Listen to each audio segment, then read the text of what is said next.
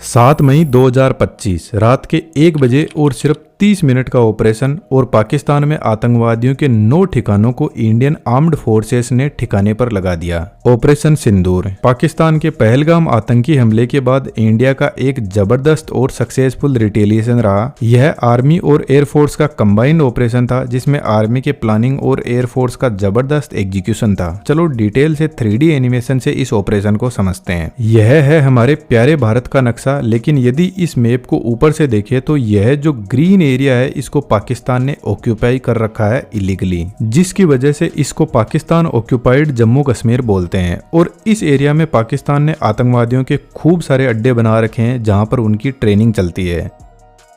इधर का जो रेड एरिया दिखाई दे रहा है यह चाइना ने ऑक्यूपाई कर रखा है, जिसको एक्साई चीन बोलते हैं। अब यह जो रेड और ग्रीन एरिया है इस पर हमारा कंट्रोल नहीं है। अब जम्मू कश्मीर और पीओजेके के बीच में यह जो लाइन है इसको एलओसी बोलते हैं। इसके अलावा यह जो लाइन है इसको इंटरनेशनल बॉर्डर लाइन बोलते हैं। तो पीओजेके के इस एरिया में लगभग आतंकवादियों के अड्डे हैं और कुछ पाकिस्तान के अंदर भी है।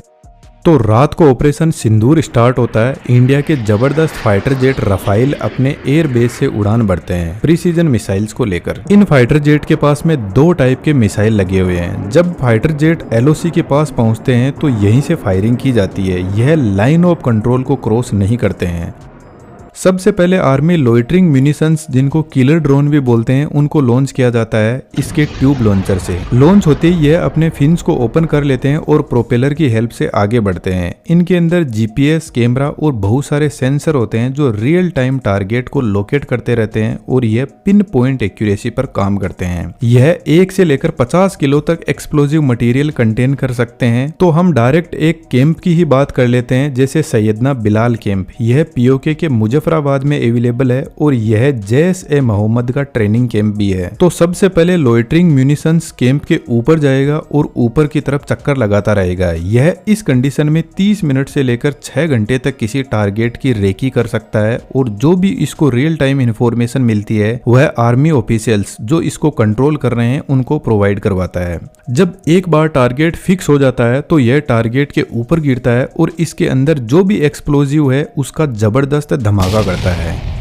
तो लोइटरिंग म्यूनिशंस सुसाइड ड्रोन होते हैं जो टारगेट को डिस्ट्रॉय करके खुद भी खत्म हो जाते हैं। यह छोटे टारगेट को खत्म करने के काम आते हैं। अब हमारे पास में सिर्फ 1-2 कैंप की ही कंफर्म इन्फॉर्मेशन है कि किस कैंप को ड्रोन से उड़ाया गया और किसको मिसाइल से उड़ाया गया। लेकिन सवाई नाला कैंप जो मुजफ्फराबाद में एलओसी से 30 किलोमीटर दूर है, यह वह जगह है जहाँ से सोनमर्ग, गुलमर्ग और रिसेंटली पहलगाम हमले के आतंकवादियों को ट्रेन किया गया था। और इसके लिए शायद रफाइल हैमर मिसाइल लॉन्च करता है जो एक मीडियम रेंज मिसाइल है जिसकी रेंज 70 किलोमीटर तक है, जो छोटे टारगेट को हिट करने के काम आती है। यह एक सबसोनिक मिसाइल है जिसकी स्पीड 1000 किलोमीटर पर आवर है, जो एयर से सरफेस टारगेट के काम आती है। और यह 125 से 250 केजी तक हेवी एक्सप्लोजिव मटेरियल कंटेन कर सकती है। इसके फ्रंट हेड में आईएनएस और जीपीएस जैसे सेंसर लगे रहते हैं जो टारगेट को ट्रैक करते रहते हैं। और कंट्रोल बोर्ड जो इन सेंसर्स के पीछे लगा रहता है वह सेंसर से डेटा लेके इंस्ट्रक्शन देता रहता है। इसके बीच के पोर्शन में वॉर हेड होता है जो फाइनल एक्सप्लोजन करता है और लास्ट में इसका रॉकेट फ्यूल होता है जो मिसाइल को आगे की तरफ बढ़ाता है। इसके अलावा मिसाइल को गाइड करने के लिए यहाँ पर फिन्स भी लगे रहते हैं। तो जैसे ही यह सवाई नाला कैंप के पास में पहुंचती है तो आगे लगा इम्पैक्ट सेंसर किसी भी चीज से टकराएगा तो यह एक्टिवेट होगा और पीछे लगे वार हेड में एक छोटा एक्सप्लोजन करवाता है। इस छोटे एक्सप्लोजन से पूरा एक्सप्लोजिव मटेरियल एक्टिवेट हो जाएगा और केज के अंदर जबरदस्त हाई प्रेशर और टेम्परेचर पर गैसेस जनरेट होने लगेगी। तो जब यह केज अंदर की हाई प्रेशर और टेम्परेचर को सहन नहीं कर पाएगा तो एक जबरदस्त एक्सप्लोजन होता है।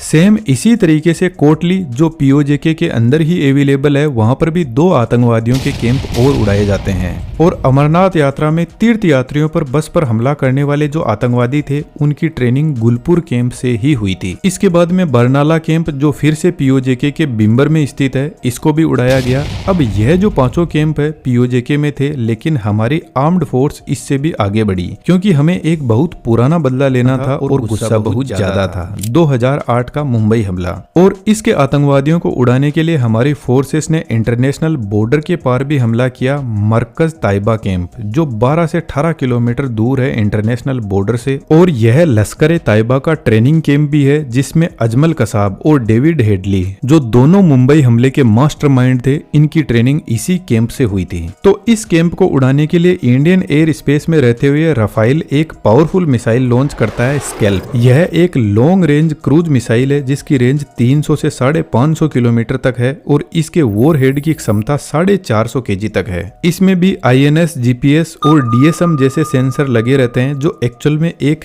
कैमरा होता है जो खुद डिजिटल सीन को मैच करके देखता है कि सही डायरेक्शन में मिसाइल चल रही है या नहीं। यह 30 से 50 मीटर के एल्टीट्यूड पर भी उड़ सकती है तो यह रडार से आसानी से बच सकती है। अब जो मिसाइल्स एक्टिवेट होते हैं वो लगभग सेम ही तरीके से होते हैं। तो आतंकवादियों के इस अड्डे पर 4 बार स्ट्राइक करके पूरी तरह से खत्म कर दिया गया। लेकिन हमारा गुस्सा इससे भी ज्यादा था। तो पाकिस्तान के सियालकोट में स्थित महमूना जोया कैंप जो हिजबुल्लाह मुजाहिदीन का एक बहुत बड़ा कैंप है, यहाँ से आतंकवादियों के रिक्रूटमेंट भी किए जाते हैं और यही कैंप है जो कटवा और जम्मू में आतंक को फैलाता है। इस कैंप को भी मिसाइल से पूरी तरह उड़ाया गया। इसके अलावा 2 और कैंप पाकिस्तान की सीमा के अंदर सरजल कैंप और मरकज सुबान अल्लाह कैंप को भी उड़ाया गया। तो टोटल 4 कैंप पाकिस्तान की बाउंड्री के अंदर उड़ाए गए और 5 आतंकवादियों के कैंप POJK में उड़ाए गए। और जितने भी यह कैंप उड़ाए गए वह इंडिया में होने वाले बड़े आतंकवादी हमलों में शामिल थे। पाकिस्तान ने आतंकवादियों के कैंप ऐसे बना रखे हैं जैसे कोई एजुकेशनल यूनिवर्सिटी हो। क्या थोड़ी बहुत भी इन लोगों में शर्म बची है? क्या पाकिस्तान यह बता सकता है कि इंडिया ने उन पर कब आतंकवादी हमला किया था? जो यह लोग अपने यहाँ पर बार बार ऐसे हमले आम और निर्दोष जनता पर करते रहते हैं। जनरली हम प्योर टेक्निकल कंटेंट ही बनाते हैं, लेकिन ऐसी जो सिचुएशन है इनमें देखकर दुख भी होता है कि हमारा आधा जम्मू एंड कश्मीर तो इन आतंकवादियों ने इलीगली ऑक्यूपाई कर रखा है और उधर से कुछ हिस्से को चाइना ने ऑक्यूपाई कर रखा है। हालांकि हमारी आर्म्ड फोर्स और हमारी सरकार मेरे से बहुत ज्यादा समझदार है, लेकिन पाकिस्तान जैसे कंट्रीज को इकोनॉमिकली कमर तोड़ मरोड़ कर हमारी जगह को आसानी से वापस लिया जा सकता है। मेरे ख्याल से युद्ध एक लास्ट ऑप्शन है जिसमें लाखों करोड़ों की मिसाइलें लॉन्च होने के बाद में जीरो हो जाती है, लेकिन जब तक वह हमारे पास में होती है तब तक सामने वाले को डर रहता है कि इसके पास में बहुत पावर है। और यदि हम ऐसा कर लेते हैं तो चाइना को भी शायद समझ आ जाएगा कि हम इंडियंस हमारी जमीन छोड़ने वाले तुम्हारे पास भी नहीं है। हमें डिप्लोमेटिक एक्शंस और बहुत सोच समझ के काम करने की जरूरत है। Thanks for watching. जय हिंद, जय भारत।